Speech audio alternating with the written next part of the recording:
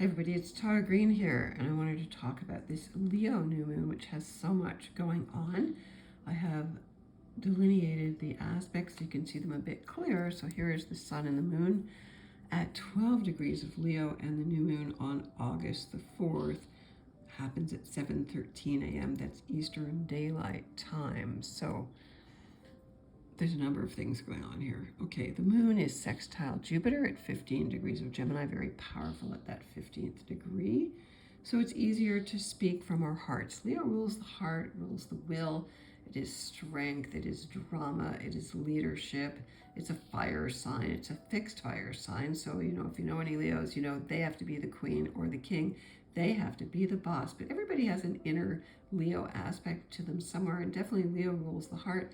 And if you're not doing what's in your heart, you can literally have heart problems. So this new moon of new beginnings, new intentions is really interesting because Mercury is also turning retrograde later tonight at 9:56 p.m. That's only in Pacific Daylight Time, and on the 5th at 12:56 a.m. That's in Eastern Daylight Time, and then add 5 hours for Greenwich Mean Time. So Mercury is virtually stationary in the sky, and it is there in Virgo. Where's Mercury? There's Mercury there, 4 degrees of Virgo. So Mercury stationing retrograde means that we're going to go back and review and reflect and reinvigorate and reduce and recycle and everything that starts with RE, mainly rest.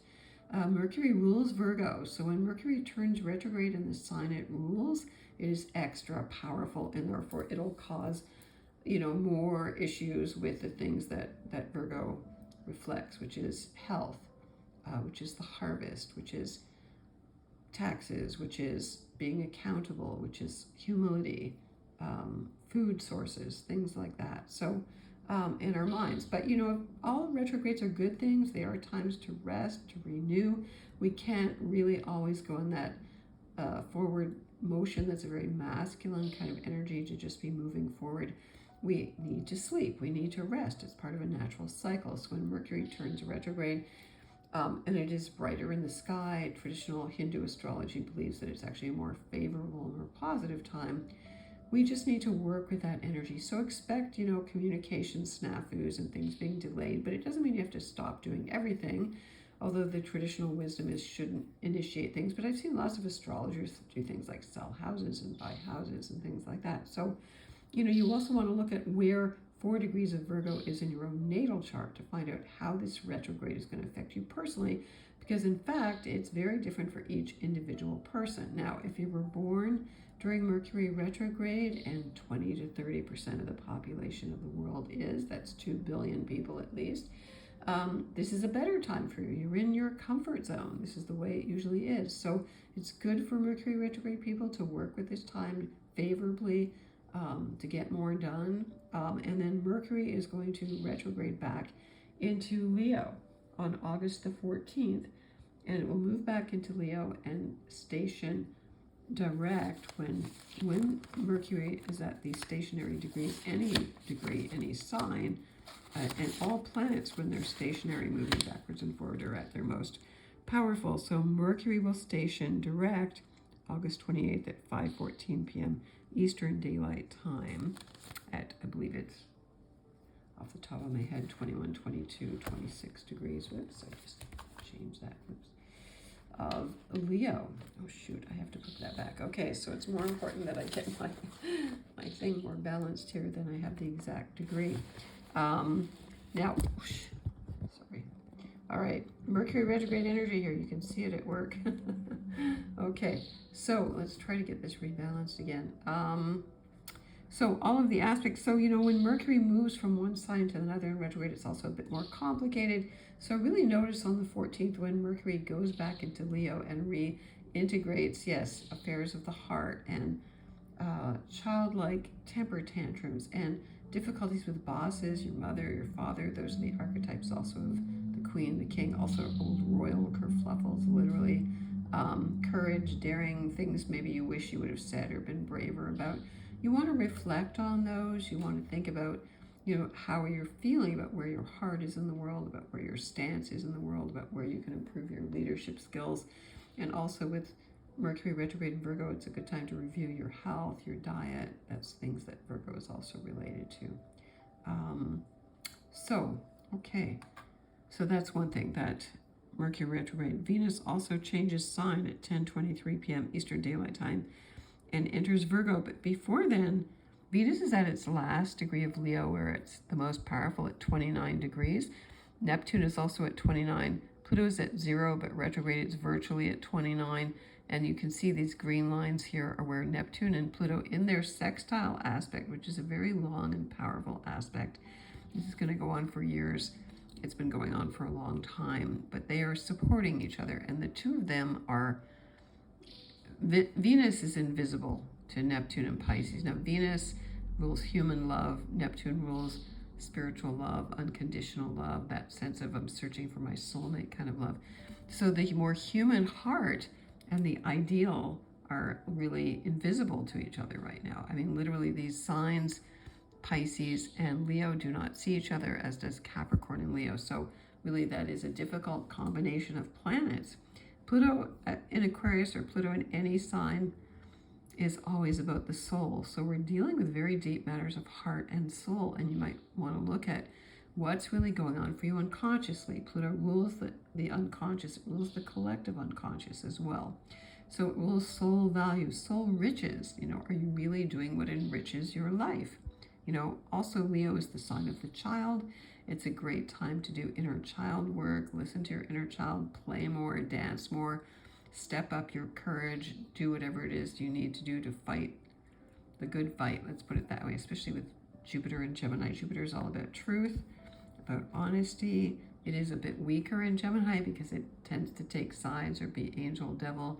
Jupiter rules Sagittarius and Pisces as well. Now, Saturn is also retrograde in Pisces and squaring Jupiter again. So the challenge is what's real and what isn't. There's a lot of debates going on about the Olympics. Jupiter rules sports. That would be part of that. Saturn in Pisces is, the fake news, the projection, a lot of that division, the duality. That's strictly Jupiter in Gemini, right? So it's worse in a way, coming to a head more this year. So factions, disagreements, arguments, very much in the news. Okay. The North Node at 8 degrees of Aries here is trining the Sun and the Moon. So we want to go to that North Node. It is in Aries. Interestingly, the big news has been about boxers and what's a man. Aries is very masculine, testosterone-driven energy. And so Leo, it's like the gold, right? It's very literally, astrology gets very literally, the gold medals going to whom? Who hit the first punch?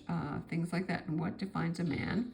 And Venus is what defines a woman. Now, Venus will enter Virgo, where it gets very nitpicky, very much about splitting hairs and perfectionism and organizations and things like that.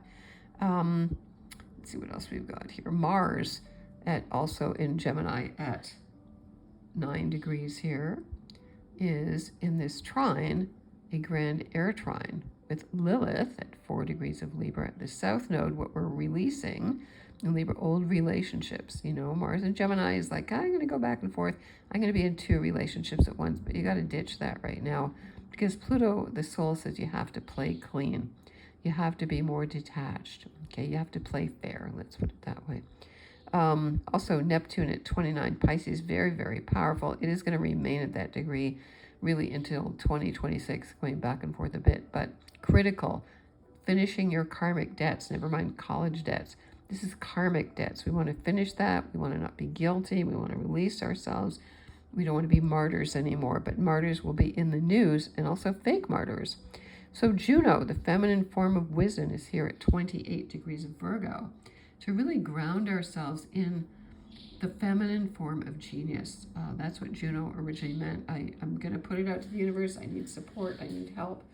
I need someone to help me step up, to get a grant, to get to really get a contract to finish writing this book on Juno. So she is the feminine form of genius. We have Juno Awards in Canada for musicians, which is very nice. The month of June is named in her honor. But she represents originally the feminine form of genius, which is kind of written out of history. She is known as the goddess of marriage and childbirth, which is also very important, but not associated with that sign of genius in a way. And so I feel like she was that was just taken away by the patriarchy. So there's the three of them. Pluto is in an out of sign Earth trine with them. Now Uranus also is trining Pluto. So again, the forces of major change, radical change in terms of body, the body knowledge. That's Taurus, sensuality. What we know in our guts, also speaking our truth, again, radical protests going on in the world, land grabs, cryptocurrency, the financial market, which just took a big drop. All of these things are very much in the news. And, Pluto gets rid of the old detritus. It gets rid of old garbage, toxic things. And Pluto's going to continue to do that even more so when it re-enters Capricorn for the very last time, September the 1st to November the 19th. I keep repeating these dates because they are so, so important. So let's see, Venus, again, 29 critical degrees. So there can be relationship endings. Mercury, of course, is going to go back. It is in conjunct Venus right now. We'll go back and help us to reconsider where our hearts really are. Let's put it that way. This chart is set for Washington, D.C., so in that locality, Leo is also rising. And Leo represents kings, queens, leaders, and things of that nature. Now, Juno is also squaring, as is Neptune, the galactic center at 26 degrees of Sagittarius. This is the big black hole at the center of our galaxy. It is very, very powerful. So this is a good time for you to dream, to tune in with your body, to get in touch with nature, and to get in touch with the galactic center, which is this huge, huge wormhole, gateway to all the other galaxies. So tune into that. The new moon is a new moon of new intentions, but in a way we're not really moving forward because there is this big retrograde energy back to Leo. Okay, so remember, this is a kind of an unusual time period. Right now there will be old conflicts, old wars of words, things like that going on, and then people will have to decide where their courage lies, where they're going to put their willpower, as Mercury goes back into Leo. Now, Leo is ruled by the sun, so this is a very exalted new moon. Again, Ceres, the Great Mother, here at 8 degrees of Capricorn, is squaring Lilith. Now, these issues about gender, politics, Ceres is the Great Mother. She provides her all the food, all the nourishment of the world. That's also an issue going on here, blaming the feminine, blaming women. Also what the patriarchy does, blaming women for everything. That's Pluto, the patriarchy, the plutocracy, trying to change all the rules. And there's Lilith adamantly refusing to compromise. So I think women really need to step this up. They have to refuse to compromise and really own their own power, So Ceres squaring Lilith right here is about owning their own power and using your feminine genius, women, which everybody has inside of them, So this sense of duality is all a complementary union.